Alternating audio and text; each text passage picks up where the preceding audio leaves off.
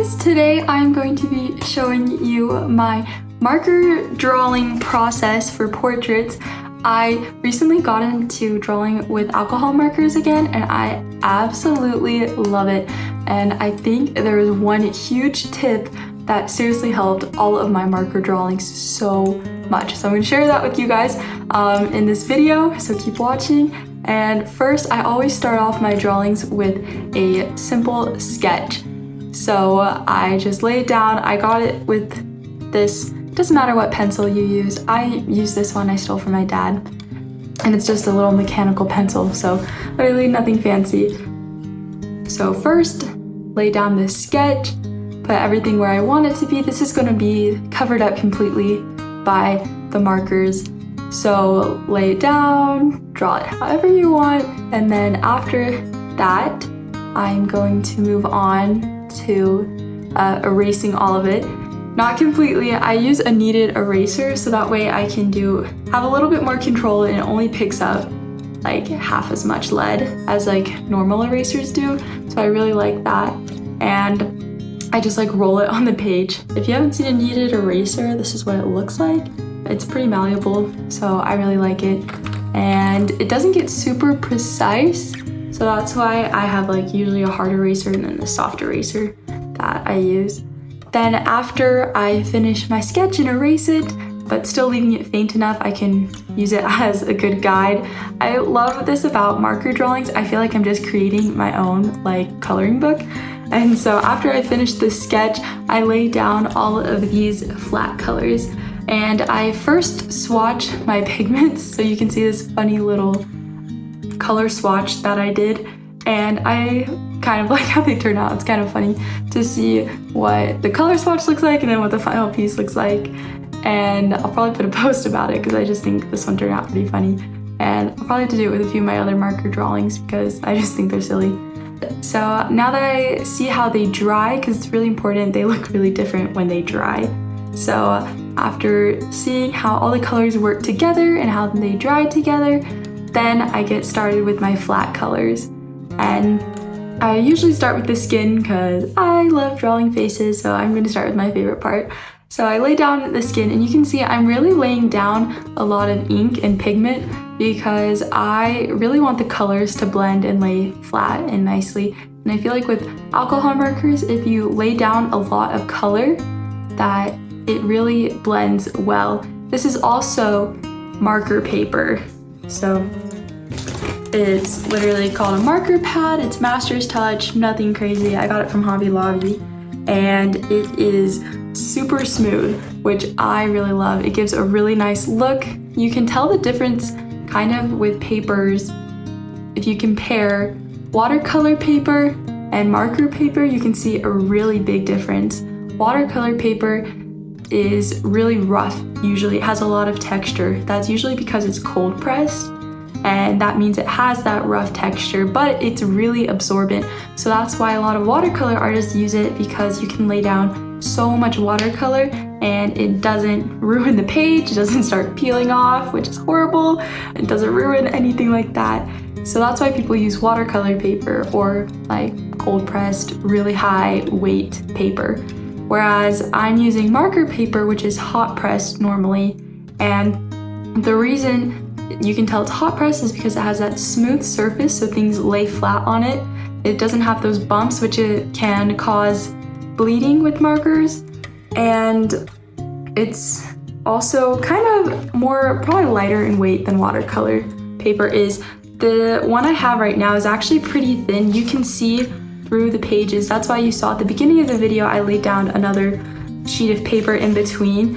Not because it bleeds through. That's what I love about this paper. Like, the paper looks really thin, but then it doesn't bleed on the next page, no matter how much like ink I put down, which is like pretty awesome. So I put another sheet down just because I like the way it looks, so I don't see through the other page. I do that especially if I'm like going on pages previously I've worked on and I have like, don't want to see the next drawing that I've already done in front of it. So that's why that's there. That's the paper I'm using. And then after finishing all that, I lay down all of those flat colors I kind of got ahead of myself. I got excited like shading, and so I started shading the face and I was like, wait, I need to shade the hair. So I shaded the hair as well. I put the flat colors down for that, and I left that white space in the hair to make a shine, so that way it looks like there's something there, there's volume. So I really liked how that turned out.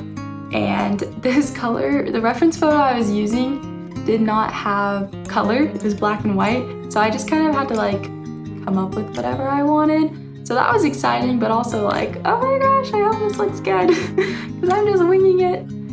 Then after that, I kept building up the colors, making it more detailed, adding some more dimension, and adding some like blush to make it look like he's alive and not dead, even though I gave him eye bags, so he looks kind of dead, but it's for the vibes, I guess. After I lay down all of the colors I want, I just keep building them up.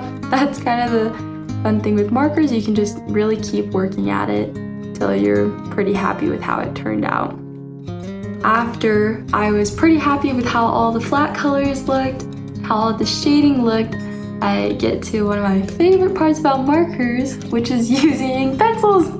So I had no idea that you could actually use, well, I mean, I kind of had an idea, but I've never really tried it that much. I kind of thought it was like cheating, using like colored pencils with my marker drawings.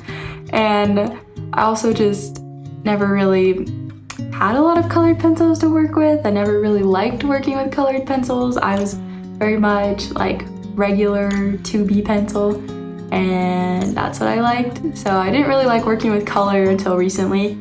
So I have some old colored pencils that I got out. They're Prismacolors, which are awesome. I love mine. Definitely recommend them. And they blend so well with markers.